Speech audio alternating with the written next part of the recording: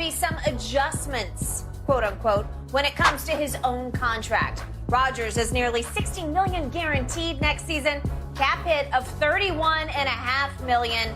That is some big dollar signs. Shannon, what does this admission from Aaron Rodgers tell you? Nothing to me.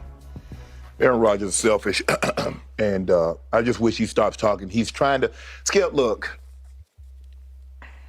I don't really know what Green Bay is going to do. That's their decision. But at some point in time, they're going to have to cut bait. This notion that everybody's out to get him because he didn't get COVID, Skip, I want to be crystal clear. I could care he didn't get vaccinated. That he getting vaccinated. Yeah. I want to be crystal clear. Yeah. I could care less that he didn't get the vaccine.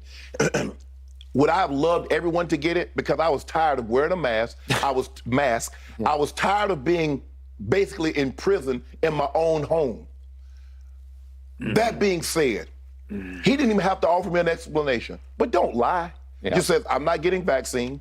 I don't want that. I don't want it in my body, and that's my stance. Okay. But don't lie and says I'm immunized. Lead people to believe that you have been vaccinated. Just own that. Cole Beasley just said no. No. Yep. A lot of other cousins said no. He said no. I'm cool with that. Yep. Now back to this. He keeps talking about, and Gronk said, and you know, Skip, when we talked about it, I said, Skip, when I'm listening to him talk to Pat McAfee, I heard he ain't mentioned up about no championship, no Super Bowls. He mentioned MVPs. And then Gronk mentioned it, and then a lot of publications took off on it. So he responded to Gronk. Everybody wants, everybody that plays the game wants to be MVP. Yeah, you want to win a championship, but you want to go down in history on a championship football team. But everybody wants to win the MVP too. Any sport, you want to be recognized as the best of the best. Bruh, you've been recognized as the best of the best 4 times. And 3 of those times, a lot of those times, you look bad. You look downright awful. I guarantee you, you winning another MVP will not change the perception of you like a championship would. You made it, Chris Skip. You look at it like, hold on, here's the guy that's been back-to-back, has won 4 MVPs, twice back-to-back, and then another gap, and back-to-back again. And what does he have to show for that in that time frame? Nothing. Mm-hmm. So for me, you would think everything I'm focused on, man, I got enough MVPs. I got enough of these individuals awards. Let me try to change the perception. Nothing changes the perception in a team sport like a team award. You've got MVPs regular seasons. So he's like, okay, they got to redo my contract. Yeah, I'm open to that. To do what? So you can come back and complain again about next year, about I don't know what I'm going to do. There's a lot going on. You know, I've earned the right to take as much time as I want. Yeah, I don't know. I'm thinking about getting a puppy, and I'm going to watch the dog grow up, and I'm going to put him in my pickup. Skip, it's always something with him. It is. It's always something. And at some point in time, Green Bay, and he talked about, Skip, before I want to turn it over to you. Oh, I embrace the role of being the villain. People don't think you're a villain. People think you're a backside hole because of the way you conduct yourself. That's what people think. People don't think you're a villain. They don't, because that's not who you are. You try to pretend that, like, oh, I don't care. You come out smug and cavalier and condescending. Mm-hmm.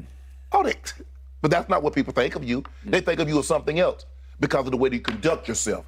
Not because of you've taken this adversarial role that you're one of these comic book, those superhero, you got a villain, and every hero has to have a villain to fight.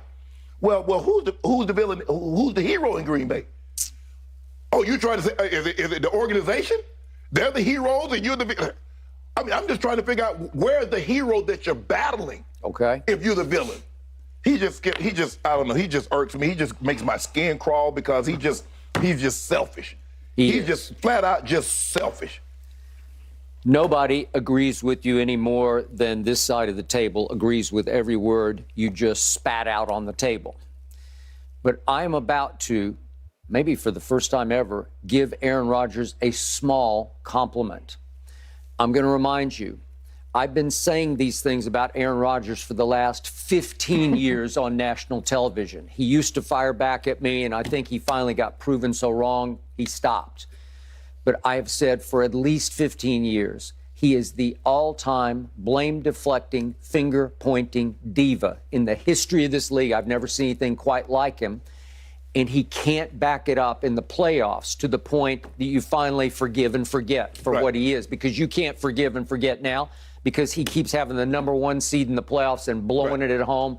And then he had the equivalent of a playoff game against Detroit to finish the year at home when they were hot, and he lost that. So he's effectively lost 3 straight times at home in quote-unquote playoff games. And so in back-to-back years, he's the MVP, got the 1 seed, and gets bounced. Bounced at home by Brady NFC Championship game and by Jimmy G in the divisional round. Okay.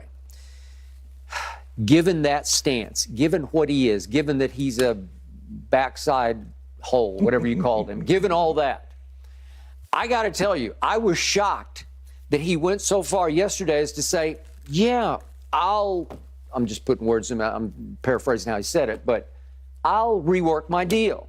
I'll take a little less money. I'll move it around. I'll take less money now. Yeah. I know, but he's going to push it to the backside. Right.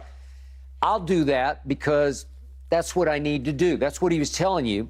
He actually came across as he looked in the mirror and decided, maybe I should accept a little bit of blame here. Maybe I should accept some of the fault for what's not happening in Green Bay. How about this, Skip? How about you a day late and a dollar short? Okay. That's what you should have did last year. Okay. You could have possibly kept Devontae. You're exactly right. But it was some sort of concession and confession on his part. It was almost between the lines admission, yeah, I'm not that guy anymore. It's time for me to pay a little freight over here. Again, I'm not saying he's taken fewer dollars, right. but you know how it happens. You just move them around. Right. You don't get as much up front. Right. I can tell you that. Right. Because right now he's full on guaranteed. We're looking at $100 million over the next 2 years. He's guaranteed $59.465 million if he plays in 2023. Okay. So he is saying whatever happens, and he won't go there, whatever's supposed to happen, because he said, I haven't decided yet. His line was, which I despised, he said, I'd love to finish there, meaning in Green Bay. I would. I might have finished there already. Who knows? So he's still dangling the retirement. Thank you. Thank you. He's still holding everybody hostage. I don't know what I'm going to do. And he wants Packer Nation to grovel and genuflect and get down on its knees and say, please don't retire. Please don't retire. Most teams, most players, when they talk in terms, I would like to finish in Denver. I would like to finish in New England. I would like to finish in Baltimore. Oh, I would finish there. Who knows? I might have already played my last game there. I don't know, Skip. Okay, I got it. I'm going to throw out my maybe cockeyed theory that I threw out yesterday, but I am so done with Dak Prescott that I told you it still works for me. You can say I'm playing fantasy football. You can say I'm still raw from my defeat on Sunday night, and I am. But I would right now go forward with 2 years of Aaron Rodgers over Dak Prescott, and you could do that deal. You could just go swap for swap because the deals match up, especially if he would reconfigure his deal a little bit. But here's the thing, though, Skip. You're under the notion that Green Bay wants I know, Dak. I agree. But I'm saying, look, all I got is our guy Wayne, and he would take Dak for Aaron Rodgers because you know how done he is with Aaron. Right. I think there are a whole lot of people up there who are done with Aaron Rodgers, a whole lot. And I think it goes all the way to top of management. They are done, and they're trying to see their way out of it PR-wise because it's hard to trade a guy who just 2 years ago was back-to-back MVP. It's hard. He's held you hostage for a long time. He has, but you don't have anything to show for those excellent seasons. Okay, he says the MVP signifies that you're the best of the best. Okay, he's the best in the league, and what do I have to show for that? Okay. What do I have to show for Dak? I don't have anything to show. I know, I got it. I got it. But if you stop living this fantasy, thinking Dak is more than what he is. Okay, but he's not bad. No. And is he better right now than Jordan Love? I mean, for what we know, right? Sure he is, right? I mean, we just know. I see the flashes of Jordan Love, but I don't know, and I don't think they know for sure, right? How can you know? Right. I know what Dak can do. They just went 12-5 back to back. Now he wasn't always healthy through that stretch, but 12-5 is 12-5. You know, and I know.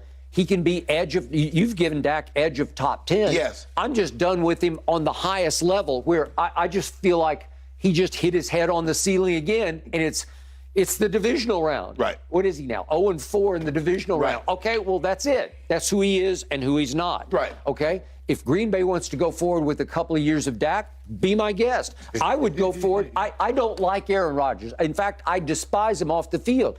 But as you told me from day one on this show, it's almost 7 years ago, seven football seasons. Yeah. You said he's transcendent thrower of the football. He absolutely is.